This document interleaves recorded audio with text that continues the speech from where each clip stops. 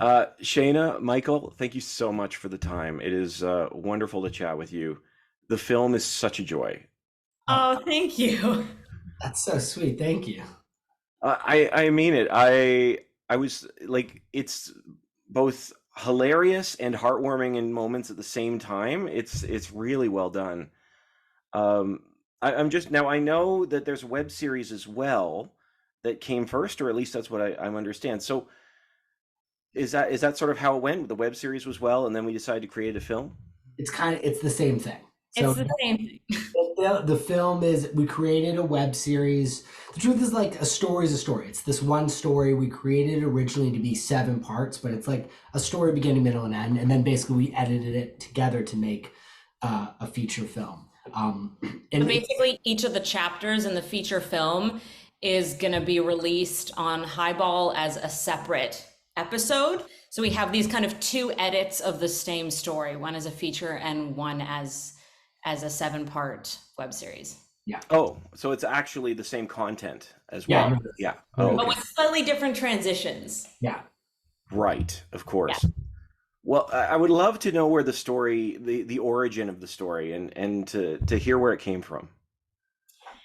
So the original kernel for the idea came from the fact that the rabbi who did my bat mitzvah contacted me after I graduated from theater school and convinced me to be a wedding cantor. And I was like, Ellie, I don't speak Hebrew. I've never read the Torah. I don't know what I'm doing. I'm so ill equipped for this. And he was like, it doesn't matter. You're a good singer. You're an engaging performer. That's all I care about. I don't need you. I don't even need you to believe in God. Like we actually had that conversation, which was great. And so I was put in some of these hilarious situations, and I felt like there might be something here. And I just threw it up on Facebook. Hey, who are the Toronto Jewish TV screenwriters? And this guy reached out to me. We kind of knew each other peripherally. We were talking earlier today that it's like really lucky that we're now such good friends and good collaborators. We're still chatting all the time and making stuff like 4.5 years later. Yeah. Because it turned out really badly. But the way I met Shayna actually is that I'd written a play like 10 years ago, maybe 11 years ago at this point, and Shayna auditioned for it and was not the right person for the role, but gave such a tremendous audition, was so talented that I was like, gonna remember Shayna. And it's just one of those things where it's like I sort of felt I was like, this is a very special person, with a special talents and real heart and soul. So then we were like Facebook friends, yeah, and I see she's looking for someone. I was like, well, hell yeah, I want to work with her. So yeah, and it's been a really good, real collaboration, like in the truest sense of the word.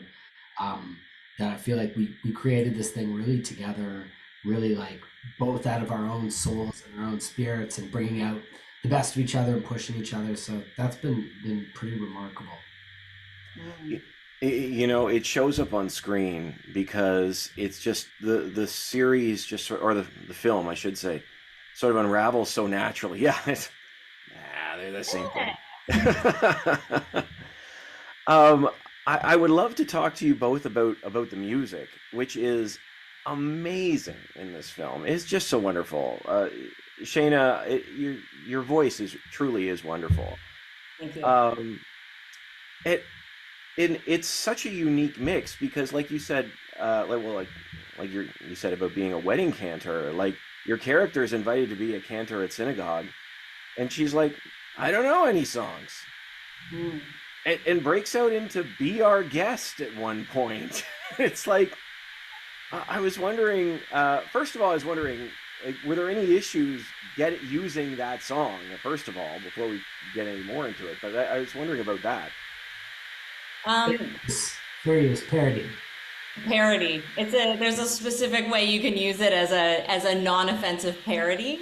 But there's also, I mean, in terms of rights, we did have to make a case for the Leonard Cohen song that's in there, and we wrote a whole like impassioned letter to his publishers talking about why we felt like this song was important to have in the show because we kind of feel like he's the patron saint of Canadian Jewish artists, and uh, and so we were really excited about having that specific song in. And I mean, one of the things that we talked about early on was this idea that as young Jews, we're very disconnected from the religion. And when you translate the prayers that I sing, they're they're very God oriented and they're very religious, and I feel very disconnected from like the translation of them. But the melodies and the words have been sung by our ancestors for thousands of years. And so often I would be singing these songs that I don't understand and be brought to tears because the melodies are so haunting and beautiful, and there's just this feeling of connection that I can't quite intellectualize but is there. And we found that really interesting. And then we thought, what if we updated this for like what if we actually updated it? Because a lot of synagogues are doing that where they're kind of popifying songs, but they're not really doing, I hate to say this, a great job of it. Like they're not going all the way. And I've been a pop artist for the past few years, and there's a producer actually in England who I've worked with a lot, who I just love his work. And I was like, Joe, I need you. You're going to be on this. So I kind of brought my contacts from the actual pop music world into this and said, okay, you're not a Jewish musician specifically, and that's what I want because I want to change this sound. So we kind of brought my contacts over to this other world. See, this is what I mean is so fascinating about this because, talking about popifying and all these things, and I've heard all these things about before. I've heard U2 is being sung by the Catholic Church now is one of their, from what I've heard. But what's interesting is there's something about the power of music. And I'm wondering for you both, what is the power of music in here? Because like you said, you're singing these songs that are not traditional, that you could say, well, this is not associated with the Torah at all, but there is this deeply spiritual sense, abilities about the music itself in these moments. Yeah, music is it touches, it goes into a different part of your brain. Like I always think about, I saw some footage of a guy at an old age home who had severe dementia, was mostly nonverbal, couldn't remember names of family and friends and stuff, but could like sing a melody beginning to end. Mm. There's like, and how music can sort of awaken a different part of someone. Like music goes to a different part of the brain, a different part of the soul. And like, I remember not liking synagogue as a kid. A lot of the time I was bored, shifting in my seat, trying to get out, but the music somehow stays with you and becomes deeply meaningful. And then weirdly at times of crisis is there and you're like, oh my God, this song feels like it's coming from some place buried deep in my heart. And that's what music can do. Teenagers feel it most acutely. Like that's why they're so into music, and music is so important to them. And then we can sort of lose that as we get older. And Viv is somebody, and maybe Shayna as well, someone who's like, music is still really, really vital to I think I'm like this a bit too. And like music keeps you young, it keeps you authentic, it keeps you honest, it brings out real emotion. And it's like there at all the major points, people have a wedding song, and in Judaism we sing, and not just Judaism, I think you sing at funerals and Irish wakes too. There's a reason why people love the song Danny Boy, because it stands in for something, and it like elevates us and touches us in a way. So that's the side of religion that we love. And then it's like religion also comes with all this other BS and a lot of laws and a lot of old school sexism and a lot of stuff that we don't like. Me and Shayna, but also I think maybe modern young people. But this show is like about the dichotomy. There's stuff that you don't like, and then there's this a package of things that sometimes in the music that is just so powerful and so immediately evocative. And so that's what we were playing with the series. We did talk a lot about how going to a really amazing concert is kind of like a spiritual experience. Like you're with all these people, you're in community, you're having this amazing experience together where you feel like you're on this other plane or this emotional space.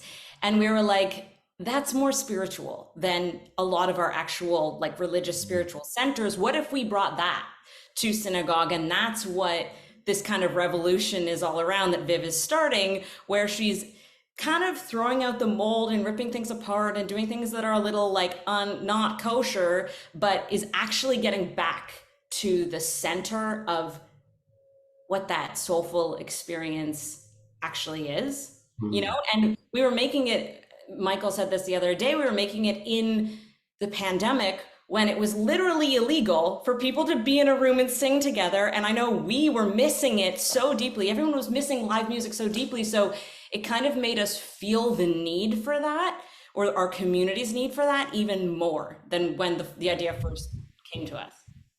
It's funny you say that. And again, I don't want to tell stories about me, but because you said this, I tell the story. Yeah, yeah. One of the most powerful experiences I had in the Toronto Film Festival as an attendee was during a concert documentary of Justin Timberlake. And because it was this bizarre experience where everybody's up, and it was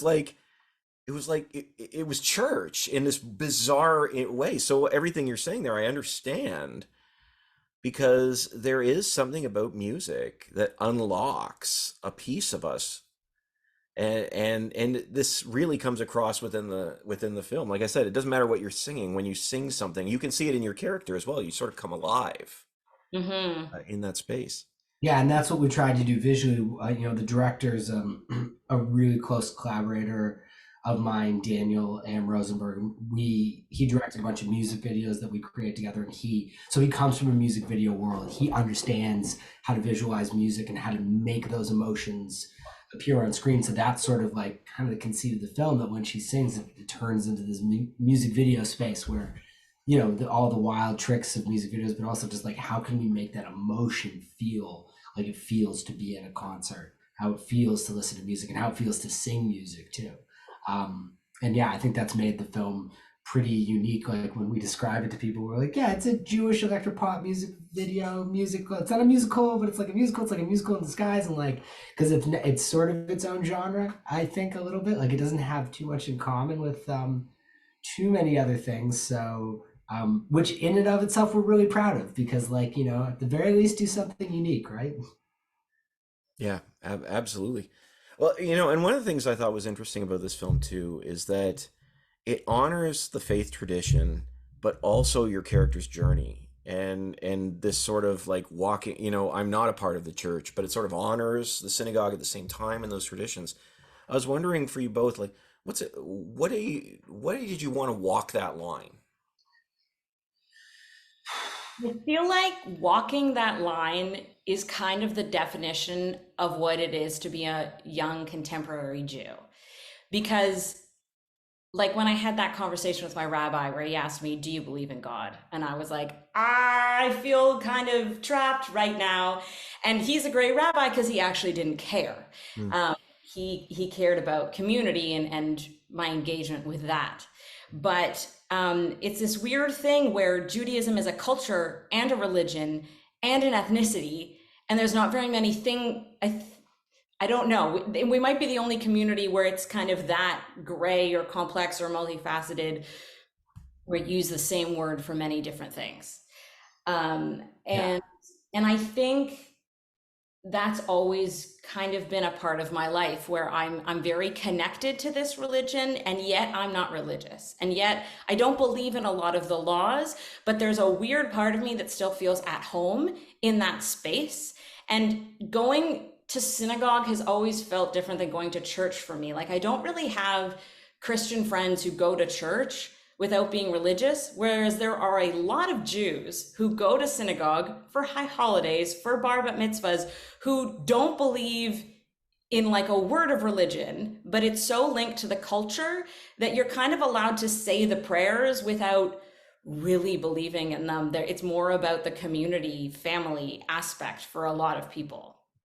Yeah, we're also lucky in the sense that, like, I think really, really hard questioning of the religion is a big part of Judaism. Like, it's a big question. It's a big question religion. There's like really famous tradition of midrash, which is like basically making up stories of stuff that didn't happen to explain it in a different way. Like it sounds like heresy. Like, you're not really like, you shouldn't really usually be like, oh, but what really happened is Abraham actually did kill Isaac and then God reanimated Isaac. But it's like, you can remake stuff, you can question stuff, you can kind of play around with the religion, and in that sense it's very theatrical, or it's very literary. It's very like it's very open for interpretation, for playing with it and questioning with it. So when we do when we did the show and we're engaging with like a lot of the things about Judaism, even when we're walking close to that line of like some of it sucks, it still feels very like yeah, it feels central to some of the central tenets of the religion, which is like keep questioning, keep asking. It's a so like Shana said, it's a culture, it's a people or an ethnicity, it's a religion, and it's like also a philosophy or a series of competing philosophies all nested together. So it is complicated, which means that there's a lot of space to journey around and find a version that works for you, which is can be really exciting and really fun. Yeah, it seems like there's a lot of deconstruction going on and sort of saying, okay, I this is part of who I am, but that part isn't who I am. And or is that what? Exactly, that's exactly it. Exactly. And it's also like how is that even possible? Whereby like I'm on the one hand a very proud Jew in theory, but I'm like also to like sometimes I'm like I don't believe in God and Judaism is made up. Like I don't think of it as like I certainly don't believe it was handed down from God. It's just like so like how does that work in a person that you can be both completely ambivalent about it and then one hand and then on the other hand you're just like yeah but it's like a central tenet of my identity. It's confusing and yeah the deconstruction of identity is like I think bubbling behind the surface of a lot of the stuff like I mean it's not like it's not exactly in like every scene but I think it motivates a lot of both Viv and the character of Ash who's the rabbi's son like he is sort of living this very acutely with a father who's a rabbi. We get the sense that he was sort of like pressured to be maybe a rabbi or a spiritual leader and is instead in marketing. So maybe not quite as soulful a job. So, like, yeah, it's really confusing. And what is that like for him in a way that's like every Jew feels that to a degree, at least secular Jews feel like on the one hand, it's like we're part of this 3,000-year-old mammoth tradition. On the other hand, it's like, I don't know. Like, I don't know. Is that Yeah. meaningful? I don't know. What does anything mean? Yeah. What does it all mean? Yeah, see, as I'm watching it, I thought this is just great. And there's scenes like you said. It's funny now you're telling me these stories. I can see them translating on screen, like that conversation where the rabbi pulls you aside and says, and your character is just, says, well, I don't believe in God. That's fine. And I was like, really? That's okay. All right. Just sing anything. I don't know anything. It doesn't matter. But it does matter. It does matter. Like this is what I love about the film is that it's not that the film doesn't pretend that that stuff is irrelevant. Mhm. Like you said, it's so rooted and grounded in cultural identity. But at the same time, it's not strictly tied down, if that's the way to describe it. I'm not entirely sure. Yeah, which is kind of like what Michael was saying before, very tied to Jewish tradition, where the idea that to get to an understanding of something you have to present all sides and there's no answer but the answer is in the discussion. That's like a very central tenet, and we had so many discussions, and I think that that's inherently in the piece. Even though we're focusing on telling a story, we kind of steeped the story so much in these conversations that it is under the surface. Yeah. Yeah. There's a lot of wrestling with which again, like uh Jacob is it Jacob who wrestles with the angel? Shanna, who wrestles with Why are you asking me? I'm the one who never read the Torah. it's Isaac. I think it's Isaac. No, it's Isaac. No, one of them wrestles with a god. One of them definitely wrestles with God. And that's like that's a hero of it. Like you'd think that if God comes to earth and you punch him in the face, or an angel of God comes to earth and you punch him in the face, you're in trouble. But actually, it's like no, that's actually uh, that's a virtue Good for you.